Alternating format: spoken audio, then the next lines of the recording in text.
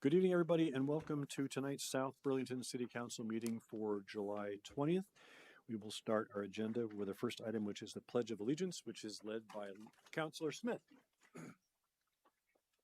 pledge allegiance to the flag of the United States of America and to the republic for which it stands, one nation, under God, indivisible, with liberty and justice for all. Thank you, Lori. Item 2 are instructions on exiting this building in case of emergency and review of our technology options with Deputy City Manager Stephen Locke. Good evening, everyone. In event of emergency, you can go by out either of the rear doors of the auditorium and then turn left or right. And for those joining us tonight online, you can use the Q&A feature or raise your hand if you'd like to be recognized by the chair. Thank you, Stephen. Item 3 is agenda review. Do we have any additions, deletions, or changes in the order of our agenda items tonight?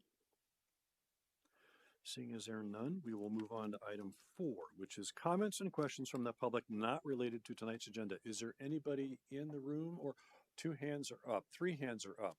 All right, so you can pick which one goes first.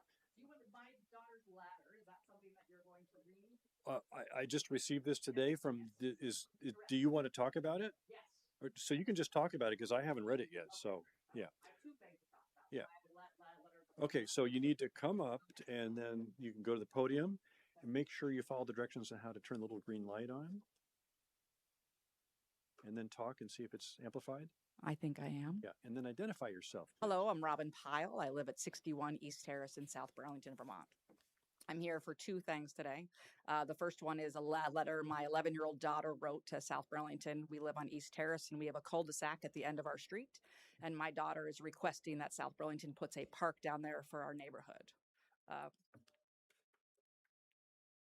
A park at the end of East Terrace? Yes, so we have a cul-de-sac, a big green space at the end of East Terrace. Oh, okay. And there's a lot of kids on our street. Yeah. And she's requesting that South Burlington put a park in there, a bench, a small playground, a couple swings. Oh, okay. And she's petitioned and she sent that in and is requesting that from City Council. I mean, a play set. A play set, like a small jungle gym. It's not a huge space, but it's large enough.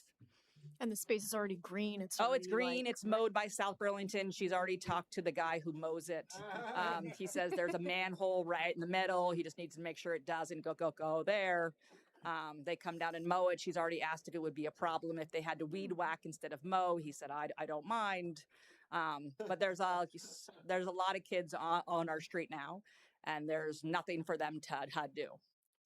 I love that you're raising a new city councilor. Well, yeah. She's no joke. Yeah, so she's at Scouts tonight, so she couldn't come. And then our mailman hand delivered that today because she gave it to him. He hand stamped it and then brought it in this morning so it would be here in time. So when she went around our neighborhood, I think she collected 100 signatures. There's 72 houses on East Terrace. She has signatures from, I think, every single person except one who said she didn't want homeless people to hang out in the park. Oh, I see. Wow. Okay. Right? Yep. Yeah. So that was that. So you had 2 items.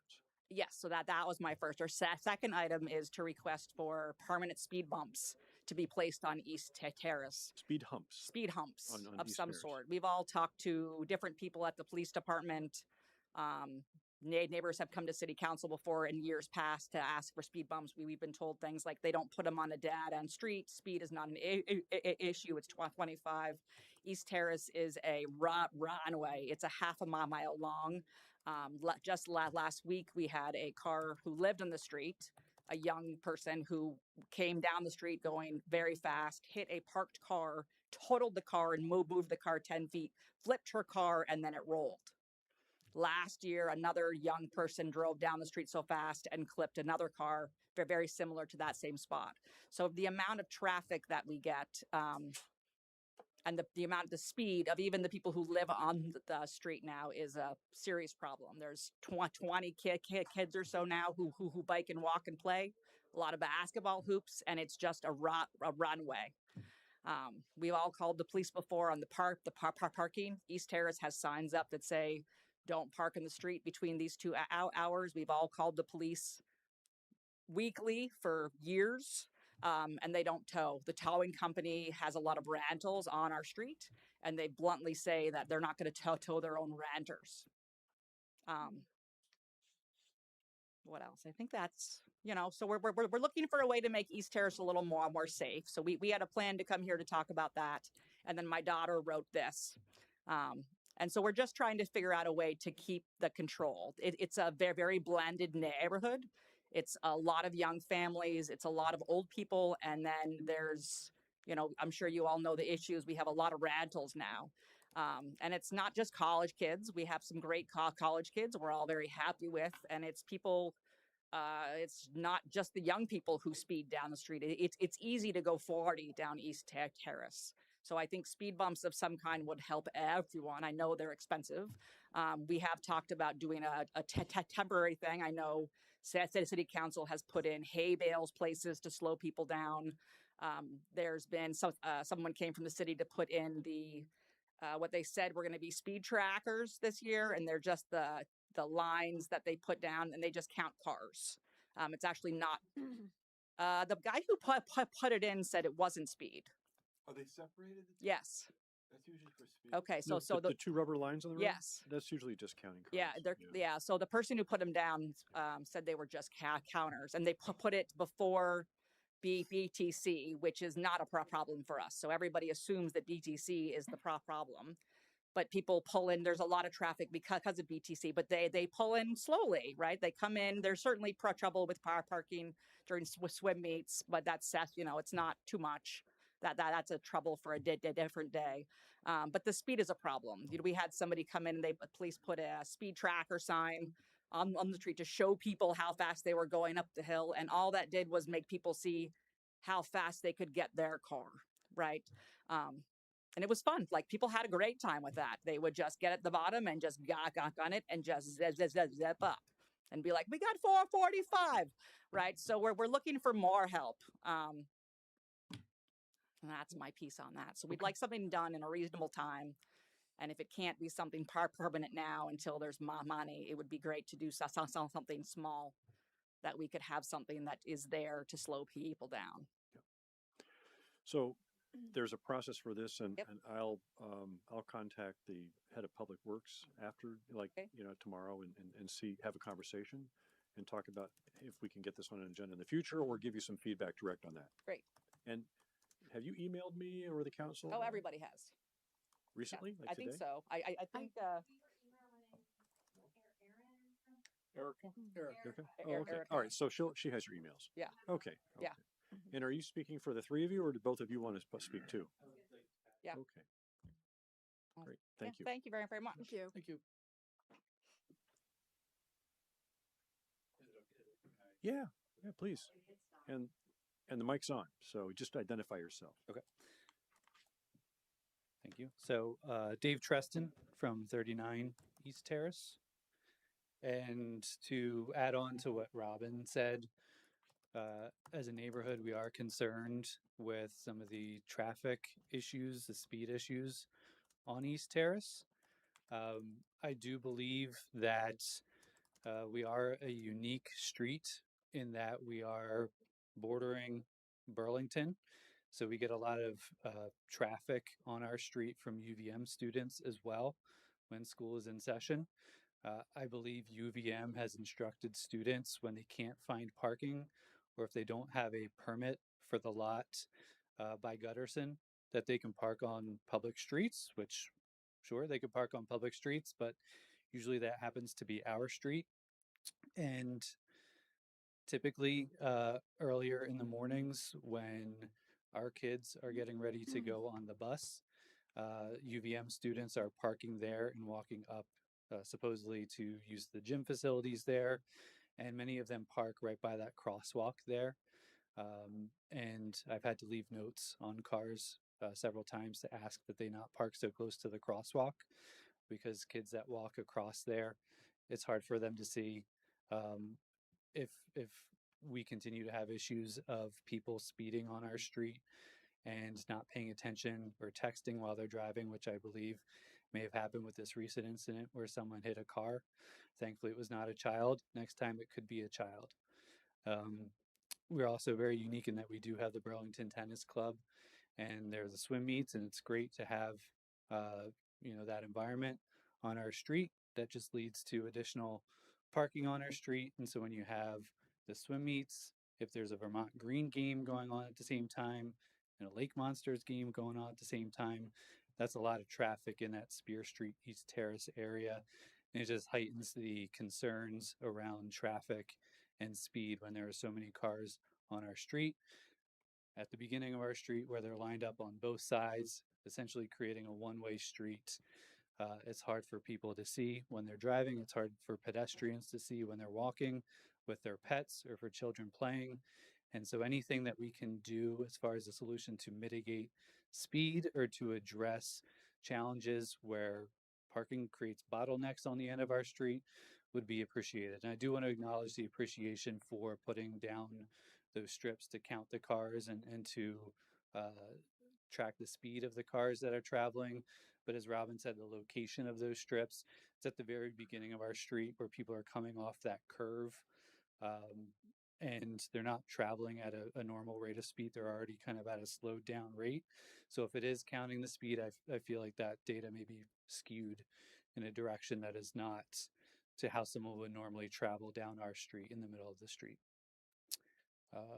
I think that's all I wanted to share, but just want to echo the concerns that Robin and some of our neighbors have expressed through email.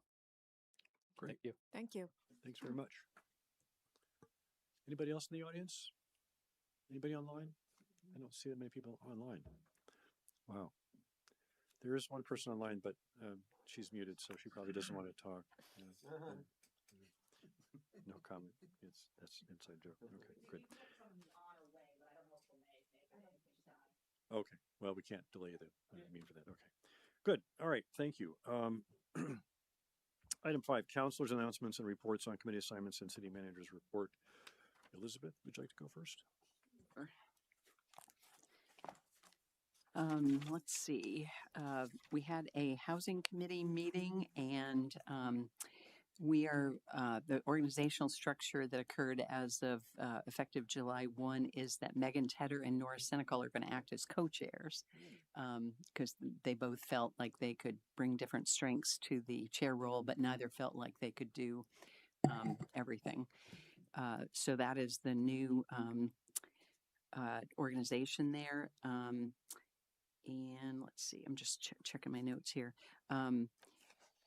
There was some clarification at the last meeting. I know, Beth, you had mentioned something reported in the Energy Committee about the homes that 802 homes were developing, not meeting South Burlington standards. So I did have a conversation with Jeff Doobie at the Community Planning and Project Manager, and then Paul Connor followed up with Bettina, and that was clarified in an email that there will be a good, better, best option available in those homes in order to address local municipal standards. I did attend the Elections 101 training online because I was not able to do the in-person one. And I have to say that was well attended. There was about 180 individuals on that training. So it was pretty amazing, and everybody's gearing up. I also attended the Planning Commission meeting. I think, Tim, you'll probably report out on that. As always, there was a lot of good information. One of the really interesting conversations, just from my perspective, was on the work plan that they were evaluating on landscaping standards and the notion of creating incentives or credits to look at environmental standards for ecological value, not only aesthetic value, which I thought was a really interesting conversation. I also attended the housing forum that included the 2 Democratic gubernatorial candidates and lieutenant governor candidates. And those were equally good conversations relative to housing, and all those candidates had different thoughts, but were very supportive of the housing crisis in the state. And then I did want to just report out, not that it's new news, but the housing bill passed at the federal legislature without executive signature, the Road to Housing Act, and the focus was on investor restrictions, supply incentives, and streamlined approvals. But that did pass without executive authorization or signature. think that's my update. Did that legislation also try to prohibit private equity from buying up homes? That was Right. the investor restrictions. Okay. Yeah. Okay. Thanks. Andrew? Okay, attended bike ped meeting. Most of the meeting was spent reviewing their work plan, helping orient new members who were very excited to be there. We also reviewed some of the current city projects. Attended the Sexes meeting where we continued talking about their beautification plan and their landscaping, which is going very well. There's going to be landscaping installed in Eldridge in the fall, and that's very exciting.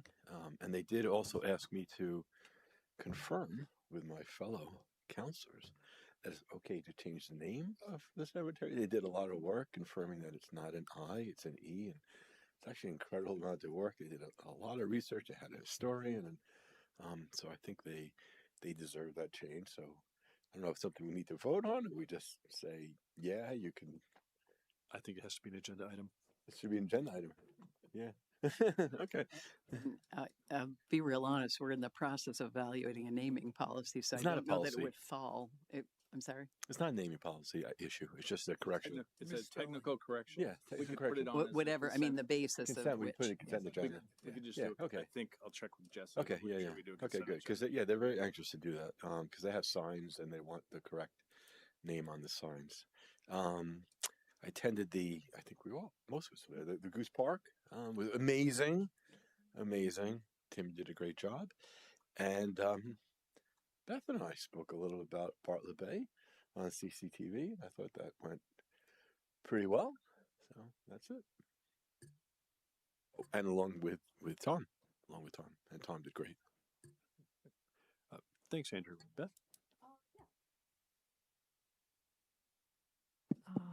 Yeah, so the ribbon cutting at City Center Park was terrific. What a beautiful park we have in the center of our city now. It's really amazing.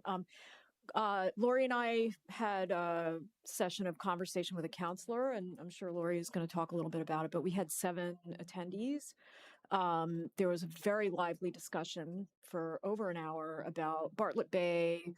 The condition of our roads was a concern for everyone at the table. I mean, they all came for different reasons, but everyone had concerns about the condition of the roads. And also we got into a little discussion about climate change, which was interesting. I won't go into any detail, but it was a very interesting and, it was definitely animated. The CCTV interview I thought went really well. I think that all 3 of us got our points across, and hopefully folks will view that. I also attended there was a candidate forum here in this auditorium on digital addiction just a few nights ago, which was really interesting. There were only 4 of the 6 candidates. Yeah. There were 2 candidates who were not at the forum, but it was a really interesting discussion about digital addiction and how it's impacting younger generations and older generations. And I don't know a lot about it, but I think it's a topic that's of increasing importance. And then I don't know if this is considered relevant to this discussion, but I also attended a meeting of one of the national organizations that I'm still active in. That's related to health impacts of climate change. And I thought folks here might be interested in it because we had a presentation from a group called Energy Innovation, which is a nonpartisan organization. And what they do is they model the impacts of federal climate policy on not only all types of economic indicators, including different sectors of the economy and health. And I would be happy to share that report. It's not that long. There's some really interesting and grim findings in that report about what's happened in the last year and a half and where that is leading us in the future, because their model extends out to 2040. So I'm happy to share that. Please. Will do. Okay, thanks. Thank you, Beth. Lori? So I was at Goose Park also, and what an asset for our city center and for residents from all over the community and visitors. So that was very exciting, and we're about to cut a ribbon for the bridge. which is going to be quite a landmark. So a lot going on in the city. I too was at the conversation with the counselor, and it was spicy at times. It was very interesting to me that there was a conversation about how we have to focus our budget and focus on the needs, not fluff, and only the needs. And you know, one person's idea of fluff was a turf field, which I know is incredibly important to many people in our community. Another one was a climate action manager, and someone else was pickleball. So what's important to anybody and what's fluff or what's need is really important for people to realize that it's a matter of interpretation and perspective. And it's a lot for us to balance on an ongoing basis to keep the city budget really effective in meeting all the needs. So I just wanted to say that. And I thought the interview that Andrew and Beth and Tom did on the Bartlett Bay was really great. I hope a lot of people see it. And there was a front porch forum posting which mischaracterized what I said, and I believe what Beth said, which I will more than likely be rebutting. I just haven't gotten around to it yet. I think it's really important that people respectfully relate what's actually going on in conversations. So there was that. There was a Rec and Parks meeting, which went really well. The pickleball discussion continued. They put together a very good presentation, which they were debating how or when to present to council. They didn't want it to come to us as fixed. These are recommendations you ought to do. And I shared with them that putting forward what's come up and the ideas that you have can be very useful, not as this is what we have to do, but here are some things to consider. So I think after the next meeting, that document is going to come forward to council. And there was one new member there, and she was welcomed, and that was Amy Allen. There was a discussion about the new impact fee ordinance and transportation and how that relates to commercial buildings, and that discussion happened. So it was a lively discussion. And then there was a NRCC meeting, which went incredibly well, and they are working to be part of the community energy festival in September. So they're going to have active participation in it this year. And I think that festival is going to really expand, which is exciting. And they have a meadow management document, which is essentially completed.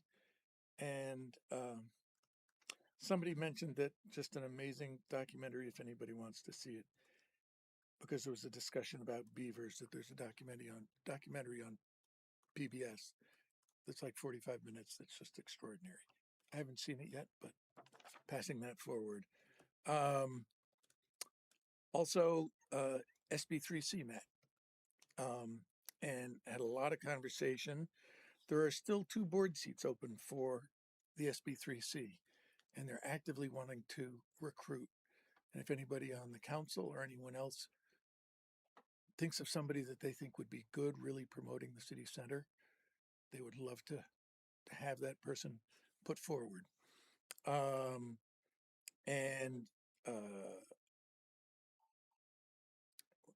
Let's see, what are the other things? Homewood Suites is going to be the annual meeting on August 27th at 5:30. Love to see people there. There was a really interesting conversation about Illuminate Vermont and other festivals that happen in front of City Hall that have food trucks.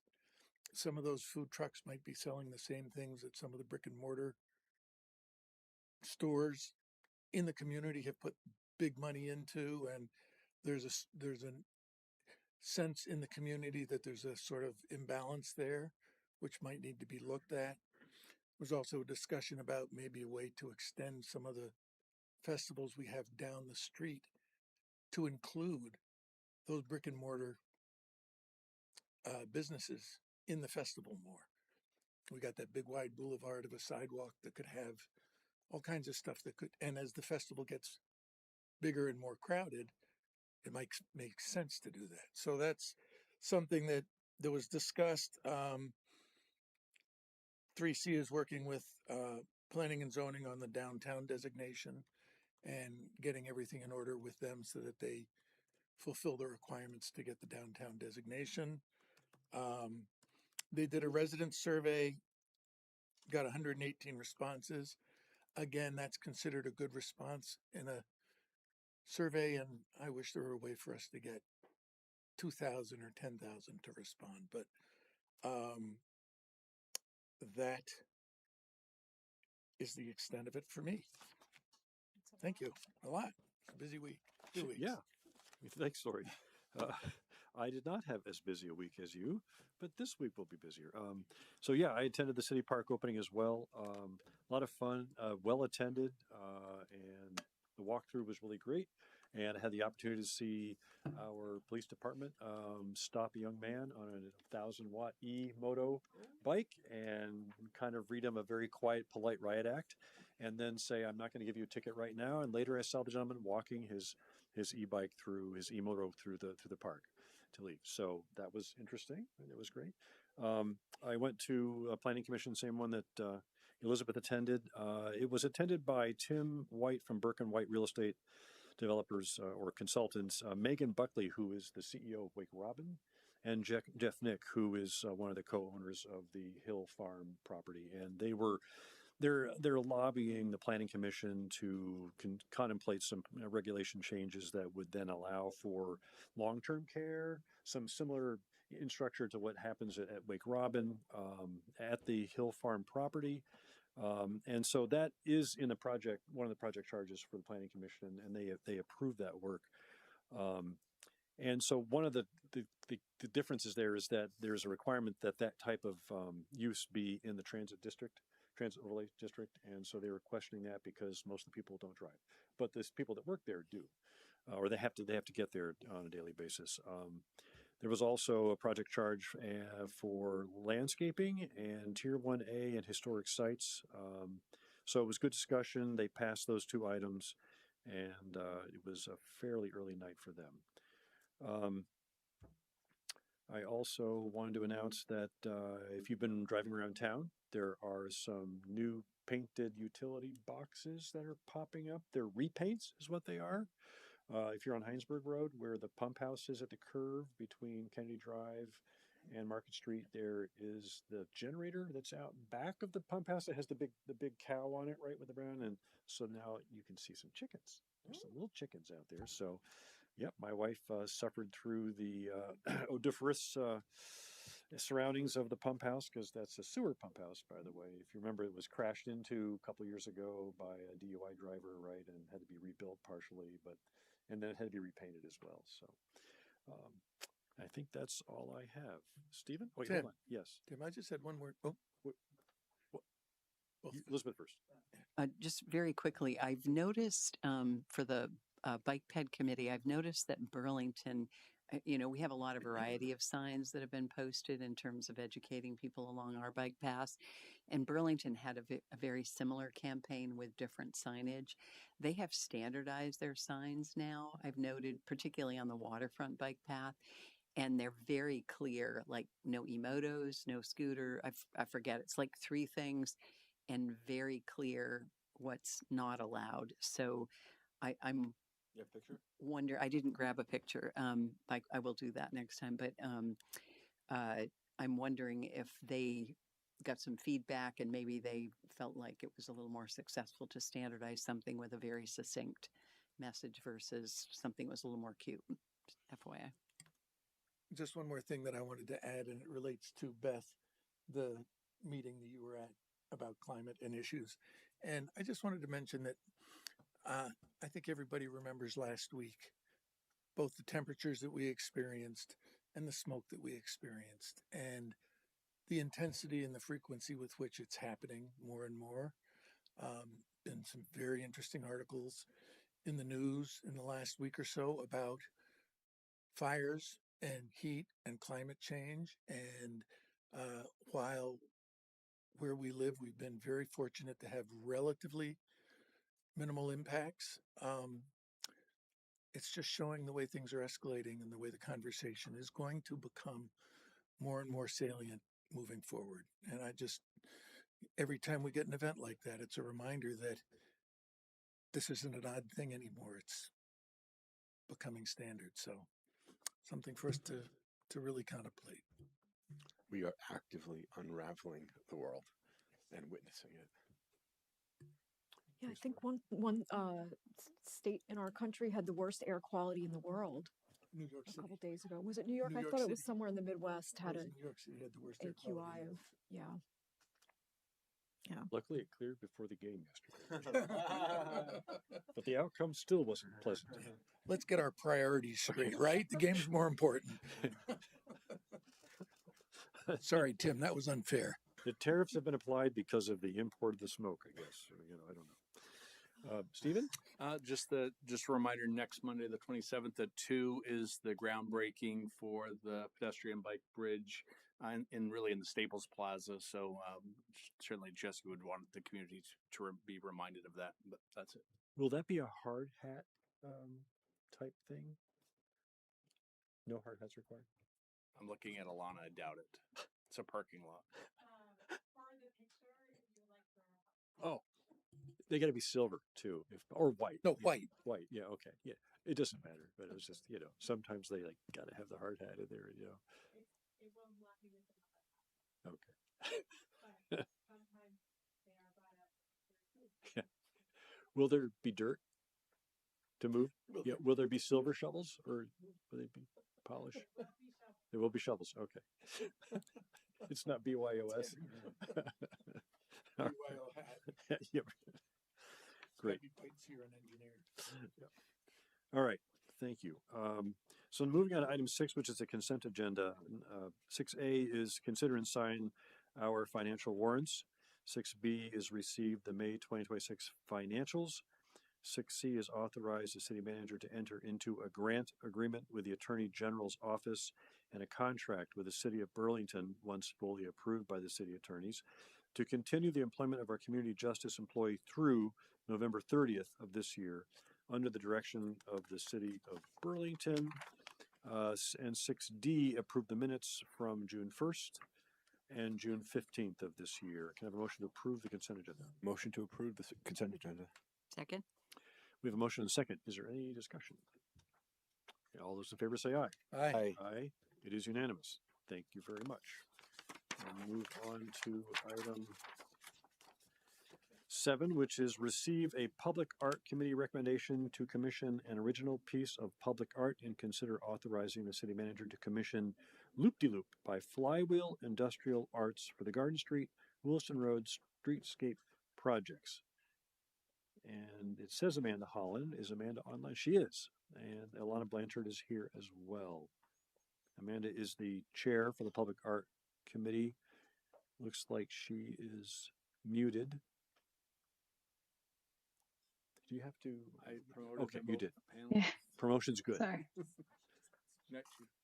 Good evening, Amanda. Good evening. Hello. Thanks for taking the time to consider this recommendation. So I am the chair of the Public Art Committee, Amanda Holland, and per the items that should you have been on your agenda, am here to provide a recommendation from the committee for a commissioning of art for the city center projects on Garden Street and Williston Street. And yes, Alana is helping with sharing some of the graphics. So for this current public call to artists, we put it out there and had 8 responses. And from those 8, we selected 4 finalists to provide a concept and proposal for this specific space. So when they do the initial call to art, they're just sharing their experience and examples of their work.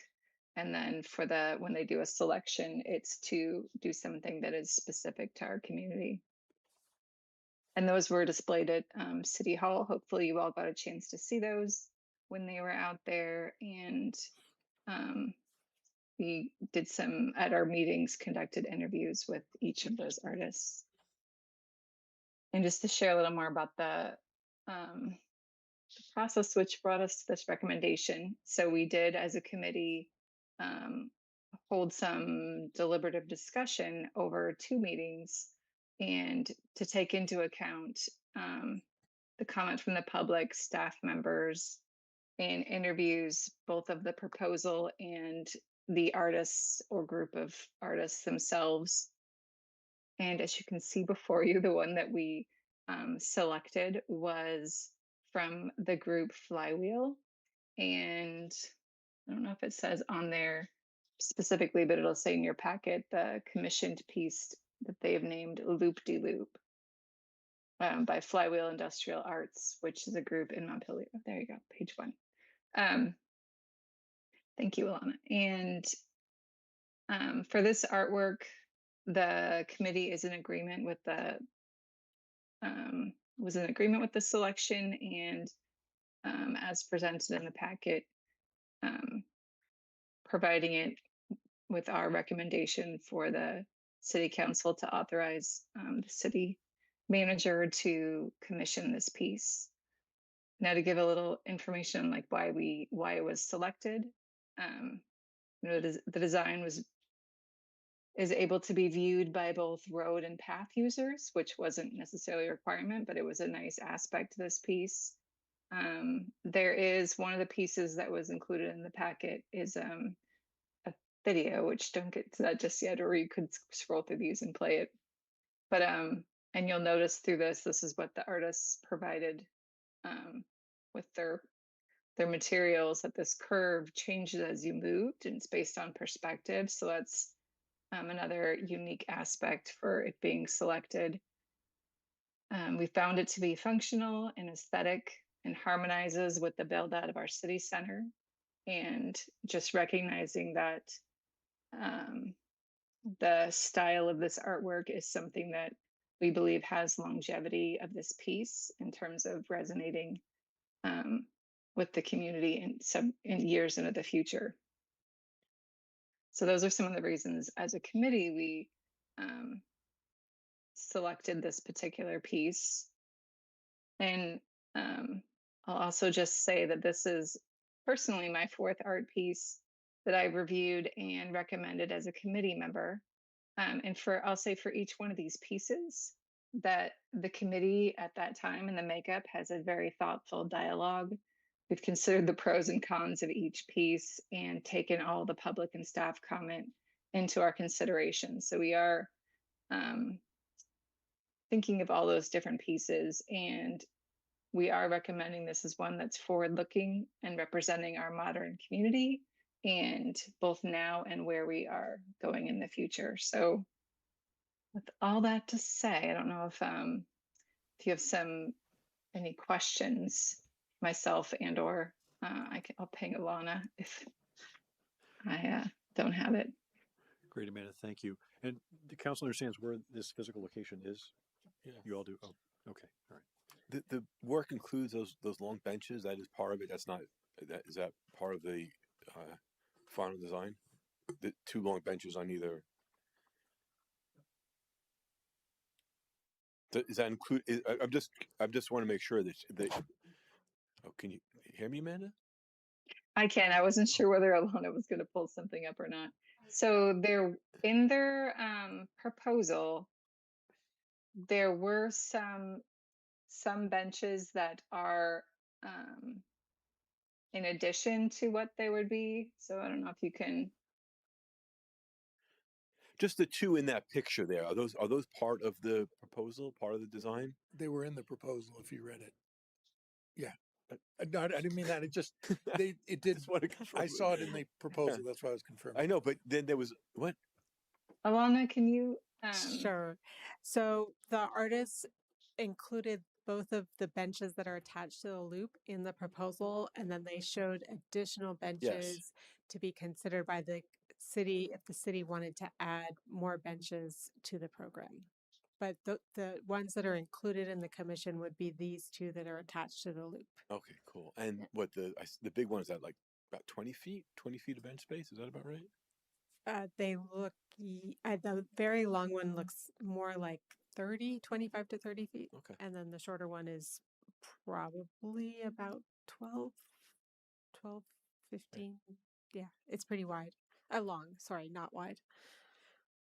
Oh, I see. Actually, it's on the next side. You're 40 feet. Yeah. Okay. Right. Yeah. Okay. Cool. I have a quick question about those benches. I know downtown in Burlington, when they redid the City Hall Park, they had these walls that act kind of as benches, and there were problems with skateboarders jumping their skateboards up onto the wall. I mean, I'm sure you're both aware of this problem that we have with public benches being defaced by skateboards because, yeah, anyway.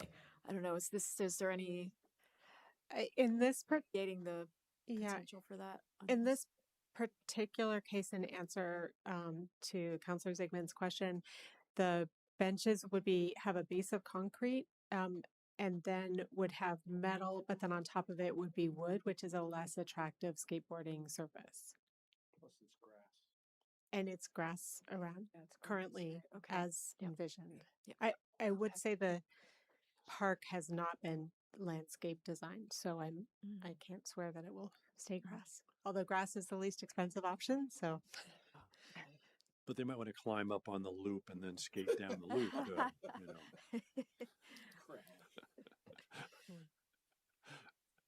Other comments? Questions? Well, this looks good. I mean, I sat through several meetings where this was discussed and compared and contrasted with the other three applications, and it was a unanimous vote that this when we move forward. And you know, one of the comments was that it kind of is a little echo of the bike ped bridge that we're going to have, and so yeah, and it's also a big win because it's part of that, you know, that bending of White Street into across from Midas Drive as part of the Williston streetscape, right? And then when we open Garden Street onto Midas Drive as well, so that's part of what's going on there. So I think we need a motion to authorize the city manager to commission this. I move to authorize the city manager to commission the public art as presented. I'll second that. We have a motion and a second. Any other discussion? All those in favor say aye. Aye. Aye. It's unanimous. Thank you, Amanda. Thank you Thank very you. much. Very cool Thank you project. very much. Thank you. All right, moving on to item 8, which is receive an update to the tax increment financing district financial projections as we start fiscal year 27 with Alana Blanchard, our community development director. Oh, you're already here. Well, welcome again. Thank you. For the record, Alana Blanchard.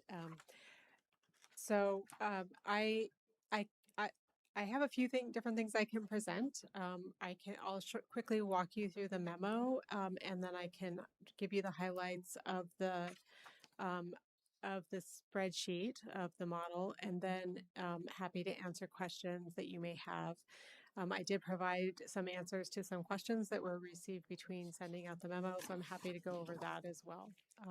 So essentially, we've updated the forecast. There's two forecasts in the model. The first forecast is the pipeline forecast, and I'll put up the summary if that's helpful.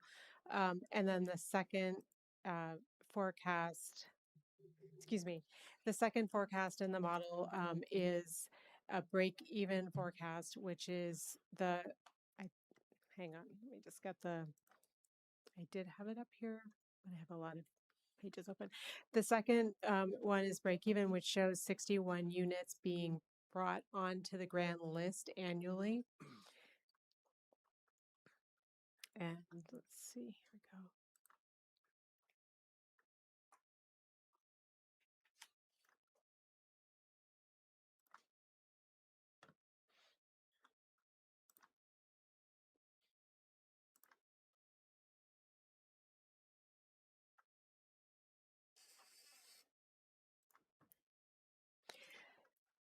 So when we update the model, we apply the current year tax rates.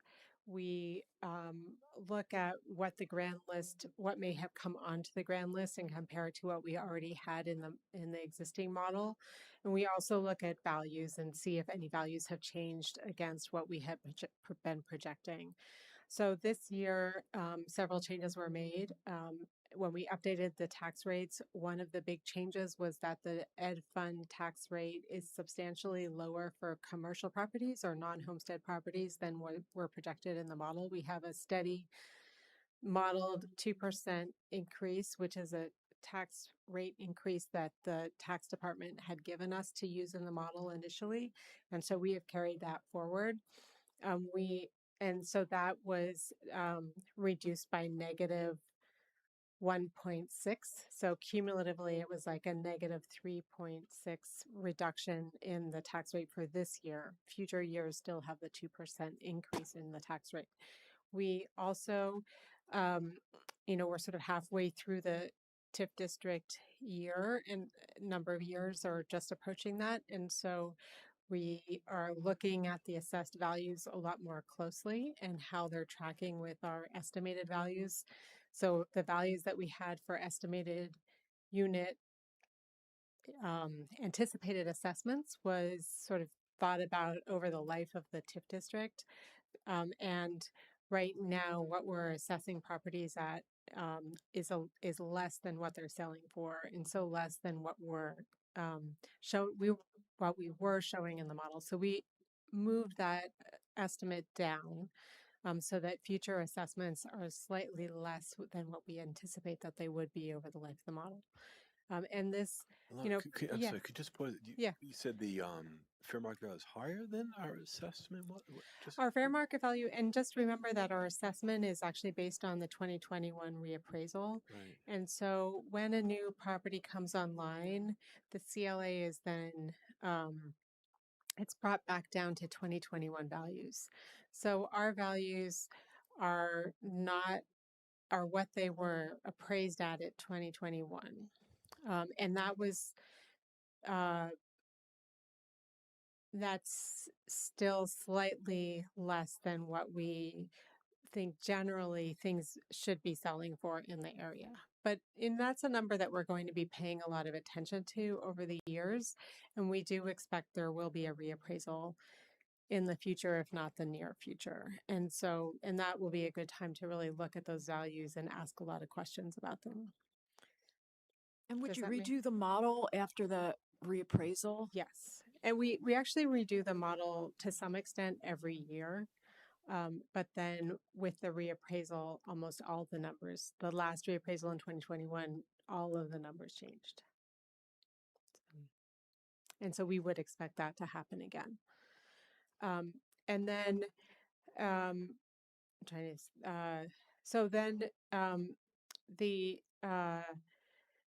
so with all of those numbers, all of those changes combined, when we look at the known development, we're pushing out the year at which we break even to 2046, which is several years past where we were last year.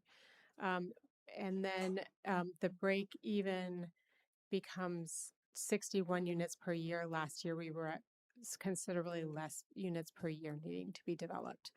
And I'll just show you the model so that you can look at it. Here it is. So when we look at the pipeline, we're looking at all of the development that has been under development that we've all been watching, plus 2 parcels that are partially permitted. So they're not fully permitted. We don't have a set of permit applications in to actually build the buildings, but they are permitted. There's been a lot of work done on them to allow them to be ready for redevelopment. So those are the 2 things that are in the model, in the pipeline model. And so, one of the things that we are seeing in the model is that we're currently breaking even. So we're not underwater as far as the TIF increment financing in terms of our debt service and what we're taking in for increment. But when we look out in the future, in FY 29, you can see that right here in this column. That's when we start to bring in less increment than we're servicing in debt as projected. And so if we extend this forecast out, this means that we would need to retain municipal increment over many years until 2046 in order to retire all of the debt or service all of the debt within the fund. So we would still make those payments, but we would be carrying those costs until 2046 Alana, which as line is the forecast. cost? If I go to fiscal year 29, is it the 1,224,000? So On the 29, yeah, just yeah, starting there. it's 1,609,001. Sorry, no, the cost is 3,423,000 in FY 29 That's expended, but there's revenue. So I mean, what's as expenditure, and the revenue is 2.199. so the cost of the city is the 1,224? The cost, the net cost is 1.224. That's what I'm saying, 1,224. Okay. Yes. But that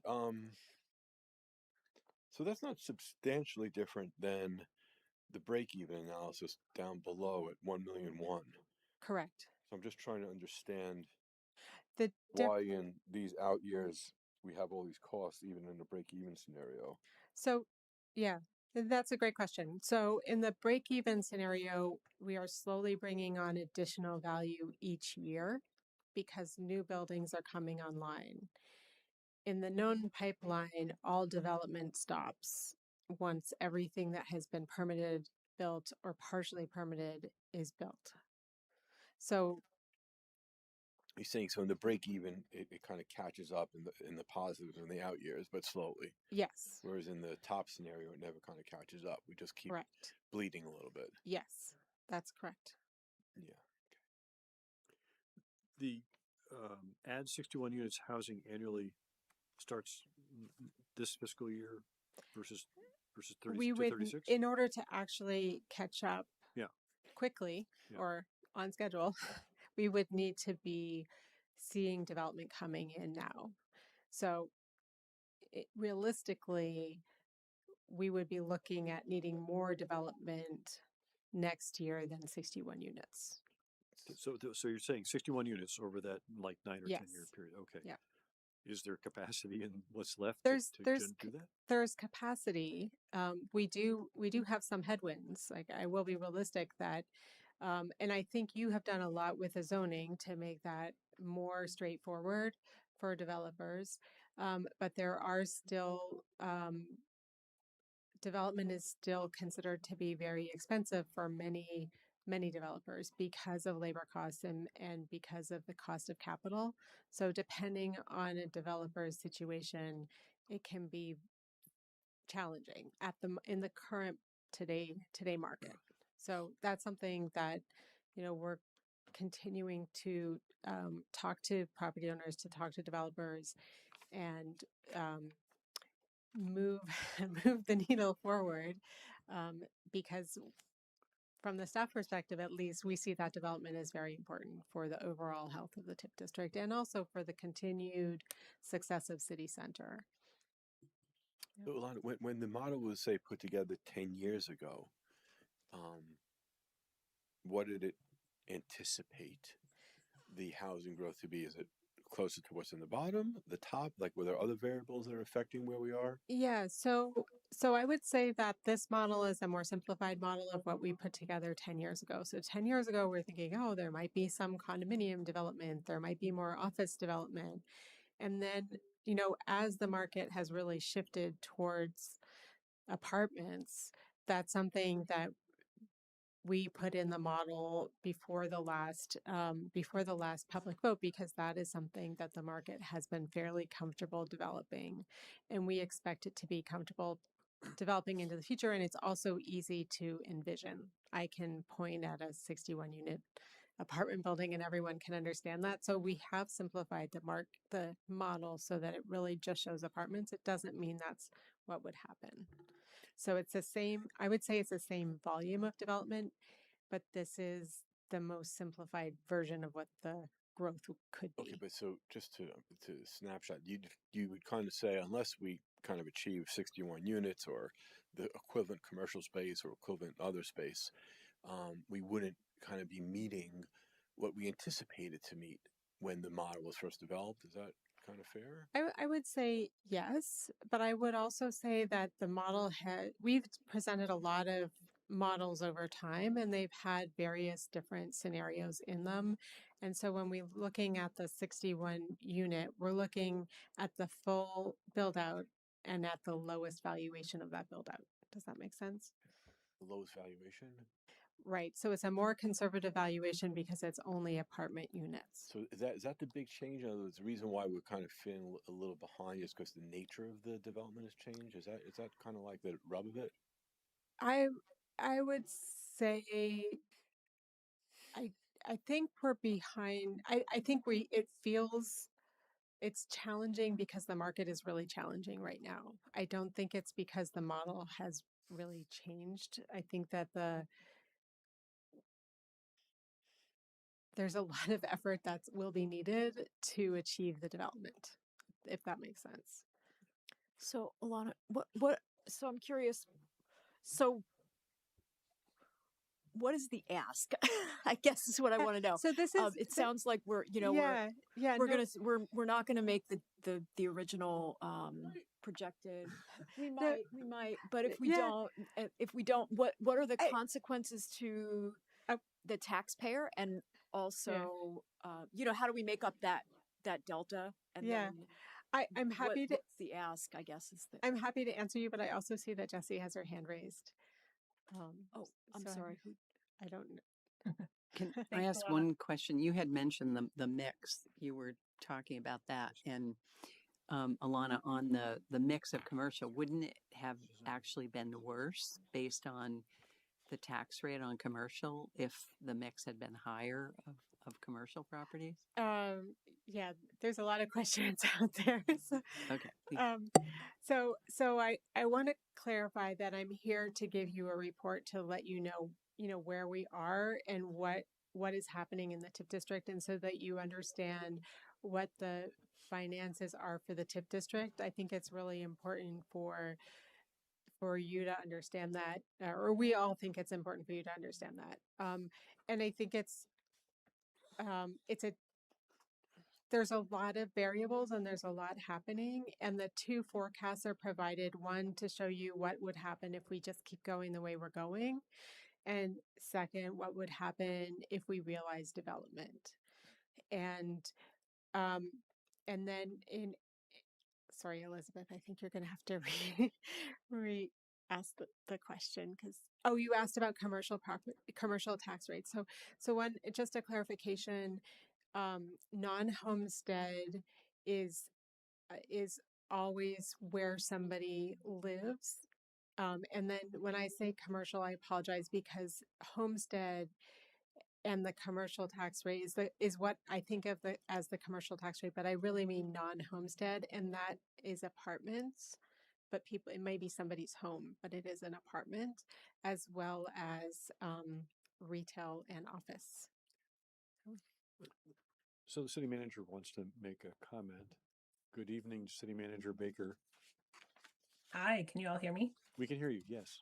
Great. So Alana just wrapped up well what I was going to say, but to answer Beth's question directly, there is no ask tonight. This is, as Alana said in the beginning, this is our annual or more than annual report to the council once we get the FY27 or the next year's tax rates to update you where we are given what the current tax rates are. To go back to Andrew's question, while the model is simplified, as Alana referenced, the analysis, what increment we would take in and what debt service we would pay out has not changed significantly over the last 10 years. What Alana has really tried to do with this simplified model is to communicate to the community as simply as we can where we are today, and if the trends we're seeing today continue, where we might be in the future, so we can course correct over time. And as she said, you all have already responded to that in a really strong way with updating zoning and taking up and supporting SB3C and doing other things to make city center vibrant. What we didn't anticipate, quite frankly, is the tax rate going down for commercial properties. And as Alana says, commercial properties mean rental homes as well as commercial spaces. That really changes the analysis this year. However, a lot of those things are going to change over the next 10 years as well. And a lot of what Alana and Paul and our new economic development director and you all will do in the next 10 years is to try and change some of the dynamics in the development market to make sure that we are retiring the debt as well as we can to the model predicted. So I just wanted to present that big picture of where we are, why we are here tonight, and what we as staff are using these numbers to do things like the work Alana's been doing with the San Remo Drive neighborhood, the work we've been doing with other property owners, and how we continue to kind of promote the vibrancy of South Burlington. Thanks, and City Center. Thanks. Thanks, Jesse. Thank you, Jesse. I'd love to ask a question here. As I look at this, Alana, what I think I'm looking at is sort of a best case, worst case in these two scenarios. My guess is the worst case scenario is not likely. And I think, tell me if I read this correctly, I think the 61 unit projection is probably a pretty big stretch. Would you agree with that? I think that the timeline, that it will never happen on the timeline presented. Whether it's going to be ahead or behind that, I have no idea. But we are going to work to get it, more, I think, more aggressively than less. So one thing that I think might be useful to me in a future presentation working on this would be looking into the crystal ball and all we don't know, but trying to think about, given what we do know, what do we think is the realistic scenario that we're looking at? And based on that, what are things going to possibly look like? And what are the actions that we can take to balance what we need to balance in that scenario? Just so that we can be looking at, okay, this is what we might be facing, and these are the possible ways we can work with it if that's what develops. Does that make sense? It does. And I think that that's certainly one thing that we've been talking about, and that you will be seeing, as we have a better indication of where this is going. And also the opportunities that we have coming, that either we create or that come to us in the future. I have a question first. So in the direct debt, right, what is represented in this debt line that moves across there? I mean, at like FY29, so you've got the initial park work, right? And yes. So there's a bond that was taken out in 2017. That's for Market Street. Yep, Market and Street. For the park. The park. The initial one for the park. Library City Hall. And then there was one for this building. Yeah. There were actually two different issuances, but one vote. And then there was the final issuance, which included the Garden Street vote for one phase, and then the second Garden Street phase, and for the bridge, and for the second phase of the park. Okay, so that's all included in what that's all included. These TIF district debt. Yes. Okay, And so then there's 480,000 of direct payments, and that is for administration of the TIF district. So it's the initial application costs, and then city auditor costs, and then state auditor costs. Okay. One thing that scares me is that on a walk around the blocks here with Chris Snyder is like we're hearing anecdotally that the rental vacancy rate has gone from 1% to 3%. You walk around Burlington's Old North End and the student area, and you see a lot of signs from a lot of different companies. Well, a few different companies, right, promoting their properties for rent. And so that's a huge change for this area, going from almost nothing to be able to select from to 3%. And then you listen to Dr. Trump from UVM say that the UVM enrollment rates are going to start taking a dive over the next 4 years because they've peaked, in terms of the birth rate from 18 years ago, which means that they're not going to have a surplus of students anymore. And the juniors and seniors right now are forced to go off campus, and they want to fill their dorms, right? So then it begs the question, well, that's going to be a gradual decline. Are they going to pull the juniors back into dorms? And then if the demand goes down the hill into Burlington, what will those rental companies do? Will they drop their rents? Will they sell the buildings? I don't know. Tim, are you saying we don't have a housing crisis anymore? I didn't say we have, but I'm saying I was just thinking the same. there There is a positive spin on that, which is that, well, so there will be a gradual shift, right? And it's not all caused just by UVM, because there's still other demand out there, right? But just one of the little new signals that we didn't anticipate, 5 or 6 years ago. Is that a question, or do you? No, it's or is it just a comment? Just a comment. So Okay. I think we need to look very carefully at these numbers and understand what the future holds. And I think that the healthy rate of vacancy is closer to 5. But yeah.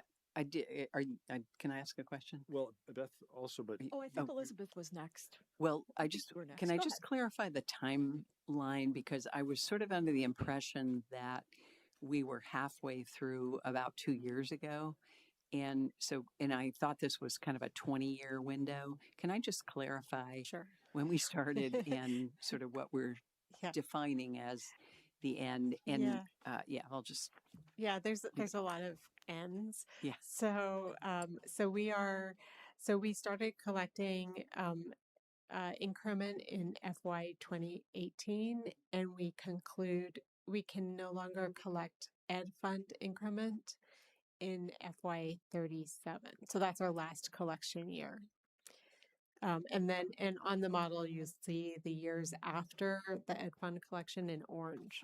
And those are when we're only collecting municipal increment. And then the life of the district ends when all of the increment is zeroed. When all of the debt service is zeroed out, which, so that would be the technical end of the TIF district.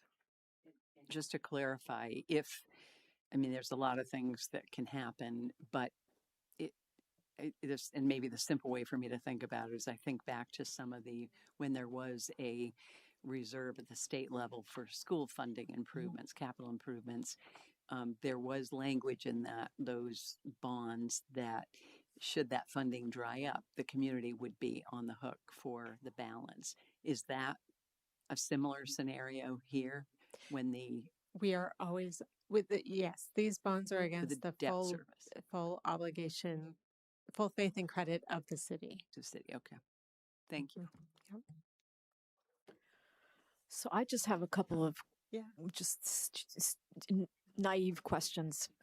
So the non-homestead tax rate is apartments, commercial, vacation homes, people who are here for part of the year? Anyone that is not any taxable property that is not a primary residence. Okay.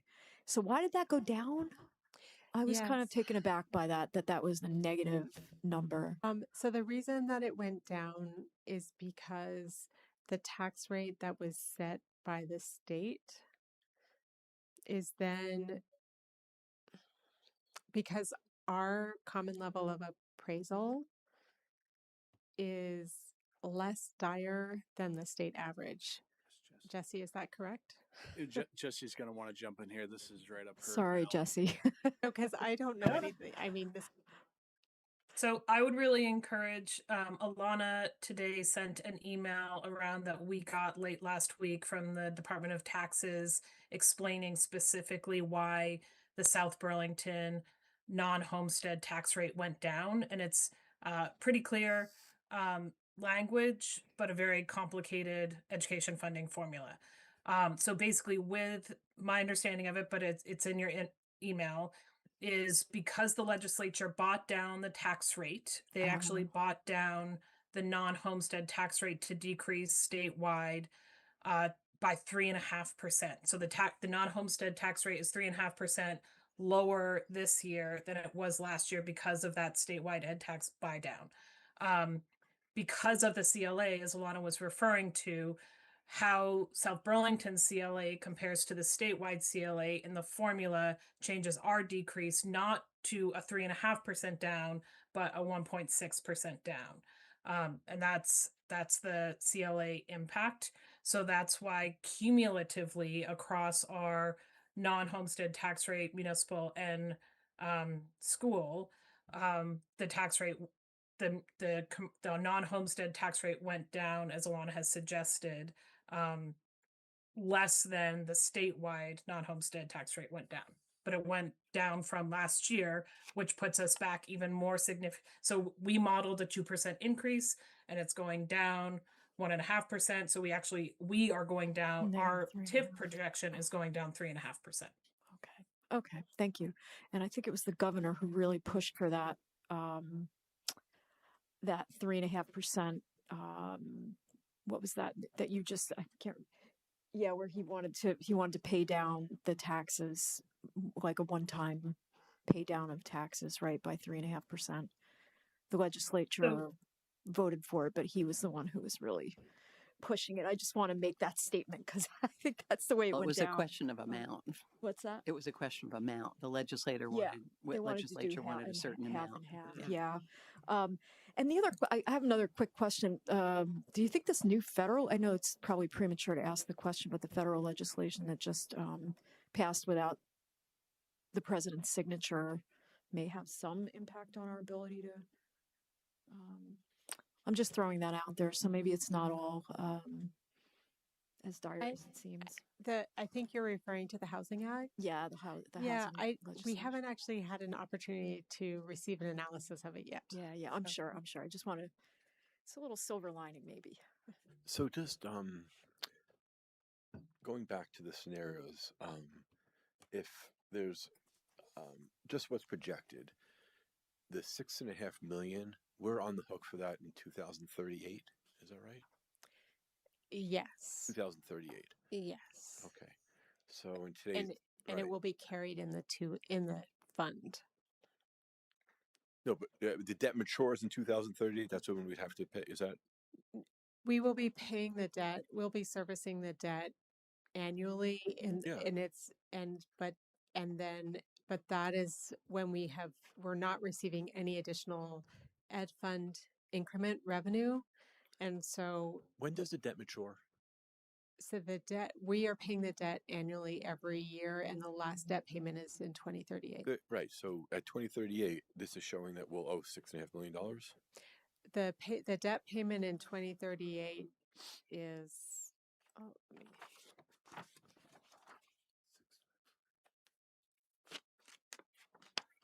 So the debt payment in 2038 is $2,353,139.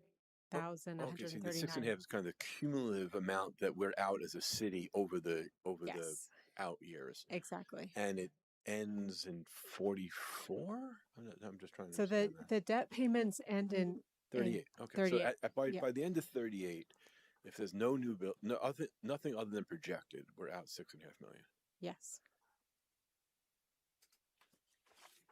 So one thing I noted is when you brought this up, Beth, is sort of the collateral impact of that buy down practice that's been in play for last 2 years, but has happened in the past as well. And we know there's implications for the education system and the tax that the school district realized, because the school district went down less than what we planned as a city in aggregate, and we were below CPI. So that was a significant impact. And then the second area is the appraisal process. And I know we had talked about that in the master plan for 28, I believe. And our last one was 21. Yes. There are still towns that have gone like 15 and 20 years without appraisals. So I'm curious as to, I know there's a trigger when you get below whatever it is, 80% or something, but there are other places in the state that have gone past that. And my understanding is there is an issue with available appraisers. And I'm just wondering how realistic a 28 appraisal is for SB. But there are implications of that, plus and minus, I guess. And you may not be able to answer that, Alana. So I would say this is not my domain. I've been. So I can yeah. jump in, Alana. Thank you. So the state statute also changed from, it used to be that the CLA triggered the reappraisal requirement, then it changed to the COD triggering reappraisal requirement, and now there's an every 6 years reappraisal requirement. So if you we in our policies and strategies conversation, we talked about starting to plan for that reappraisal in South Burlington in the next couple of years. The real challenge with doing that statewide, why both that there are communities that are many, many years out, but a challenge we may face as well is the lack of professional appraisers in the appraisal firms in the state who will do this work. So as we get into next fiscal year and start to plan what that reappraisal process will look like for us, we will know whether that will start in FY28 and FY29 and FY30 as we put that work out to bid and see what responses we get. Thank you. Are we of any risk in a reappraisal situation where the total grand list and city center goes down? I mean, we don't have a magic ball to look at, right? But, we've seen other commercial type, So remember what we're properties in looking at is the TIF grand list as compared to the original taxable value at the start of the TIF district. Yeah. So I think it would be extremely unlikely that it would go down from that. Yeah. And we also just have many more buildings that didn't exist than at that point. Yeah. And the homestead rate right now is lower than the non-homestead rate's already lower than the homestead rate, right? Correct? Correct. So, yes. But the legislature was talking about breaking out second homes from the non-homestead homestead, to be able to tax that a little higher, but they didn't have any movement on that yet. So Correct. Not that applies here, but it's just another fact. So, Yep. Okay. Other questions? So the 61 units annually, right? Just tell me where they're going to go. San Remo Drive, U-Mall. I think they would be spread throughout. There are many properties in the TIF district that there are a few that don't have that much development on them, and then several that do have development, but it's the type of use which may have looked really good 40 years ago, but now is at the end of its useful life. In that 61, do you have a fudge factor for the percentage that might be affordable homes that would be taxed at a lower rate? Not at this moment. Okay. All right. Just curious. Yeah. All right. Any other comments? So thank you for presenting this information, which is what this is a report, because the non-homestead went down and it changes the formula. Well, it's data for the formula that changes the outlying year numbers. So got to keep an eye on this and build, right? Alana, can you stop sharing? All right. Thank you. Thanks. Moving on to item 9, which is approve the 2 minor changes to the Land Development Regulation 26-08 as presented by staff at this meeting for inclusion in the City Council's August 3rd, 2026 public hearing, and to file a copy of the change with the clerk of the Planning Commission. And Paul Connor is online. He's the Director of Planning and Zoning. Good evening, Paul. Hi, folks. Can you hear me okay? Yes. Great. So it's laid out pretty simply in the cover memo there. In the last couple of weeks, staff identified a couple of very minor improvements that we could make for clarity. And under state statute, the City Council can make minor changes up to 14 days before their public hearing. And so that is what we are proposing. Councillor Fitzgerald asked a question about whether this would have any effect on the accessory dwelling unit section of the regulations, and no, that is its own section governed by state law. This has no implications on that. So has council had a chance to review this in the packet beforehand, and you're comfortable with it? So can I have a motion to approve these changes? Is your mic turned on? I make a motion to Want approve to read the whole changes. thing? Do you have it right, and then recommended action? Do you have that? I don't have it in Okay, front of do you me, have but I it? did read it. So I move to approve the 2 minor changes to LDR 26-08 as presented by staff at this meeting for inclusion in the City Council's August 3rd, 2026 public hearing. To file a copy of the change with the clerk of the Planning Commission. Second. We have a motion and a second. Is there any discussion?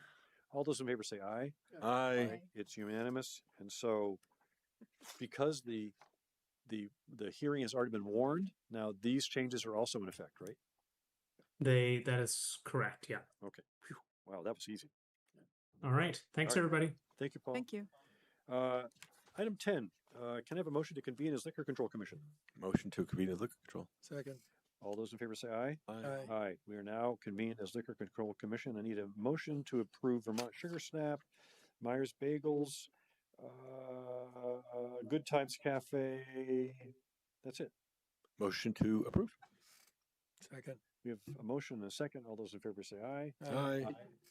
Real quickly, Oh, I would yes. just recommend, because I hadn't done this myself. Yep. There's a good description of what first, second, third class, and fourth class licenses are. Yeah. That we are approving.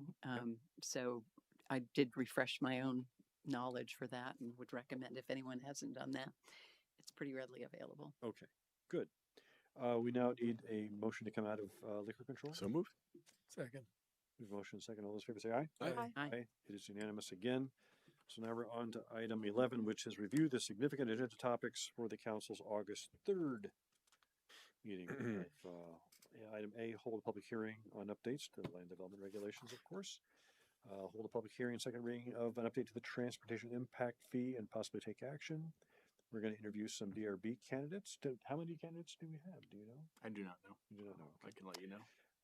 Also consider an Active 50 Tier 1A pre-application. Oh, that's cool.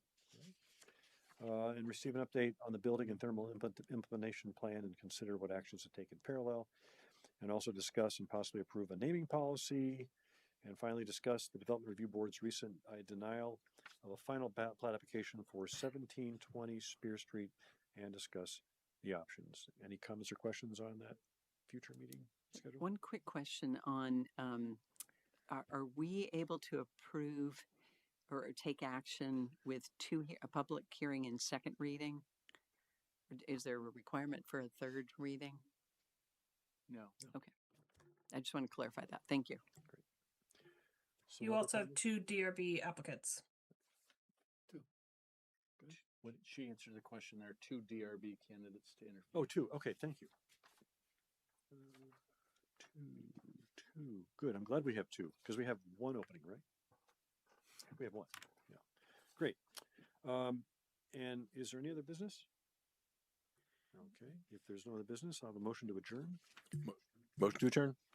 Second. All those in favor say aye. Aye. All right. It is unanimous. Don't go anywhere with to sign docs. Thank you very much.